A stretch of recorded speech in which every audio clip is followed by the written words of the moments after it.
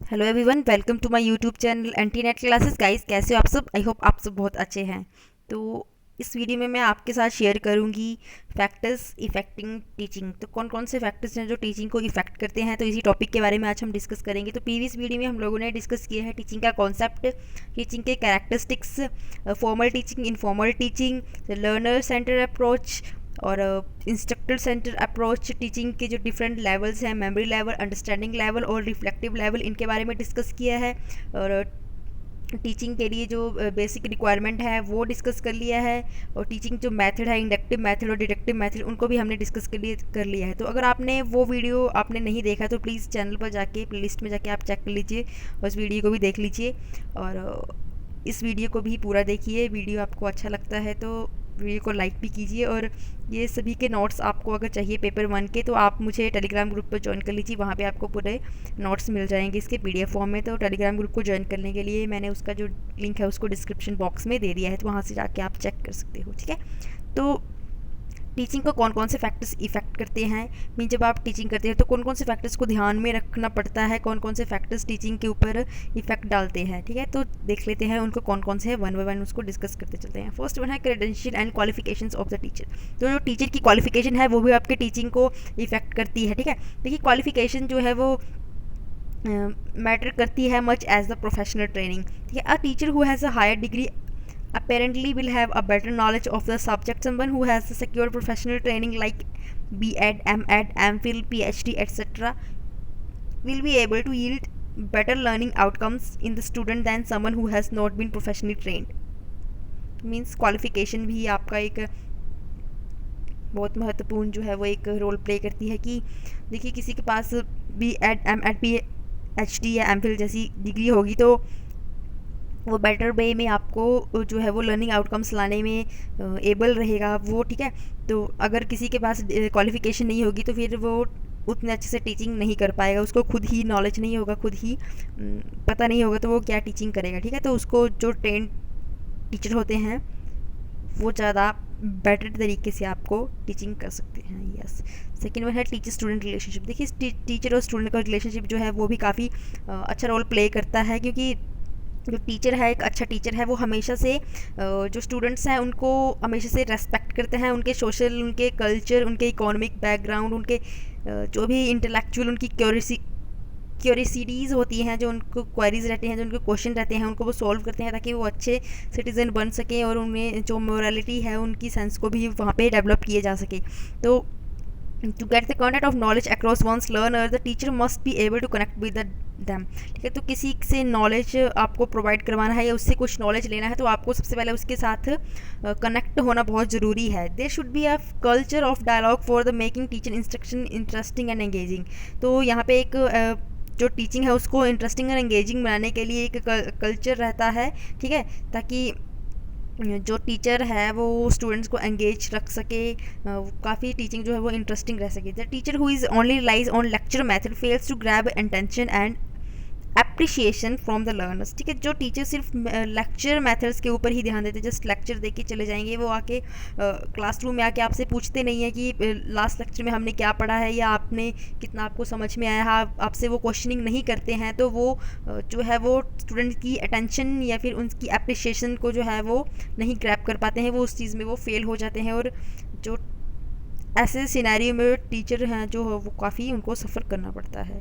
ठीक है, third one है मेथड्स ऑफ टीचिंग यूज़। तो टीचर के पास बहुत से मेथड होने चाहिए। किसी भी टीचर के पास टीचिंग करने के लिए उसके पास एक ही मेथड नहीं होना चाहिए। अगर स्टूडेंट को एक मेथड से समझ में नहीं आ रहा है तो उसको दूसरे मेथड से ट्राई करना चाहिए कि किसी भी तरह से स्टूडेंट को और ईजी वे में उस चीज़ को वो समझा सकें। ठीक है, if teaching becomes monotonous students can lose interest in class और लेक्चर्स। तो अगर टीचिंग जो है वो इंटरेस्टिंग नहीं रहेगी, जो मेथड्स हैं वो उनको समझ में नहीं आएंगे, तो जो क्लासेस हैं, जो स्टूडेंट हैं उनका जो क्लासेस में या लेक्चर्स में उनका मन नहीं लगेगा, वो अपना इंटरेस्ट जो है वहाँ से खो देंगे। तो keep it appealing, the teacher must use very creative methods. तो टीचर को क्या है कि काफ़ी क्रिएटिव मेथड्स का यूज़ करना पड़ेगा। There are teacher centred methods, learner centred methods, content focused method and interactive and participative methods. तो बहुत सारे मेथड्स हैं जिनका यूज़ करके जो है वो आप अच्छे से स्टूडेंट्स को टीचिंग कर सकते हो और उनकी एंगेजमेंट, उनके इंटरेस्ट को जो है आप बढ़ा सकते हो। ठीक है, क्लासरूम एनवायरनमेंट। तो क्लासरूम एनवायरनमेंट जो है वो भी टीचिंग में इफेक्ट करता है।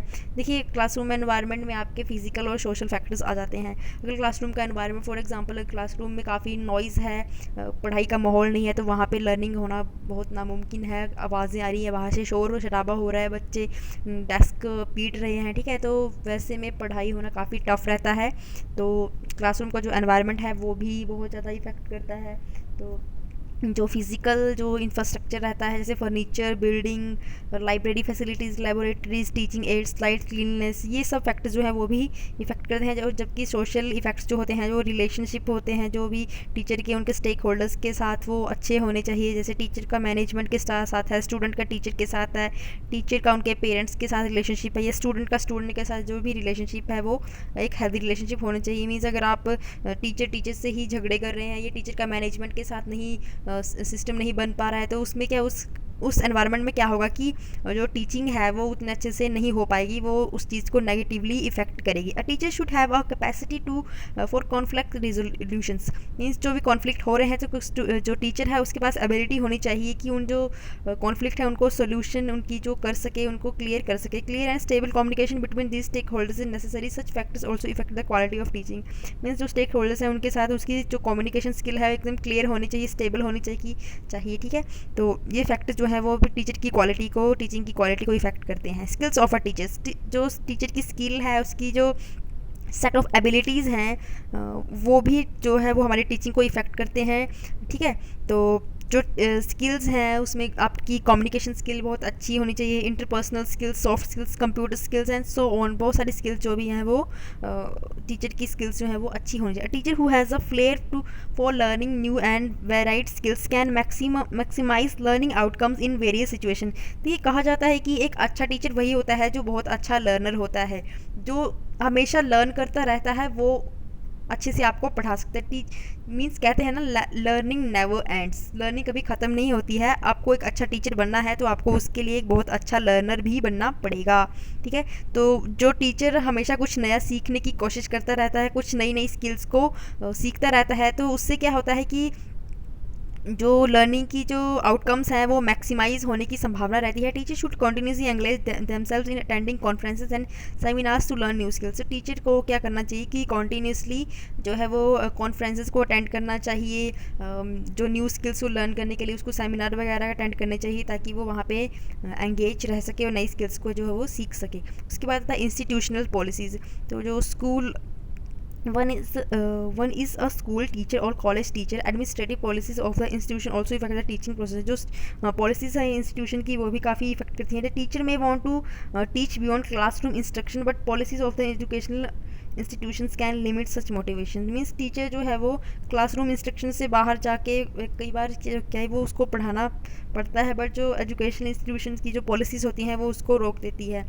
फॉर एग्ज़ाम्पल जो टीचर कई बार क्या है कि वो चाहता है कि वो फील्ड पे जाके स्टूडेंट्स को जाके पढ़ा सके, वैसे उसको मतलब मीन्स डायरेक्टली वो उनको एक्सपेरिमेंट करके बता सके। बट कई बार एजुकेशन जो इंस्टीट्यूशन होते हैं उनकी पॉलिसीज़ वैसी नहीं होती हैं कि आप स्टूडेंट को बाहर लेके जाओ या फील्ड पे जाके उनको चीज़ें बताओ, तो उसमें उससे क्या होता है कि जो मोटिवेशन है वो कम हो जाती है। Sometimes the adoption of specific curriculum और teaching method by the institution can limit the scope of teachers creativity and competency. में उससे तो उस टीचर्स की कॉम्पिटेंसी है, उसकी क्रिएटिविटी है, वो लिमिटेड हो जाती है, इसका उसका स्कोप जो है वो कम हो जाता है।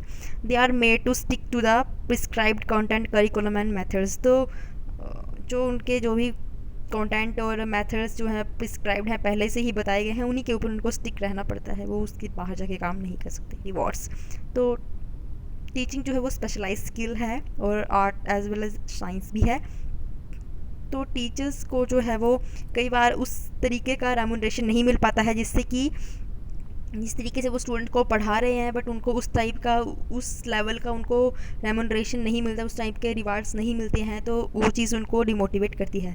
अ गुड सैलरी और remuneration can be a great intrinsic motivation for teachers to maximise the learning outcomes. तो अच्छी रेमुनरेशन जो है वो टीचर्स के लिए लर्निंग आउटकम्स को मैक्सिमाइज करने के लिए काफ़ी मोटिवेशन दे सकती है। Institution should regard teaching a great skill and should be able to offer competitive salaries to teacher as per their qualification, experience, performance in the industry।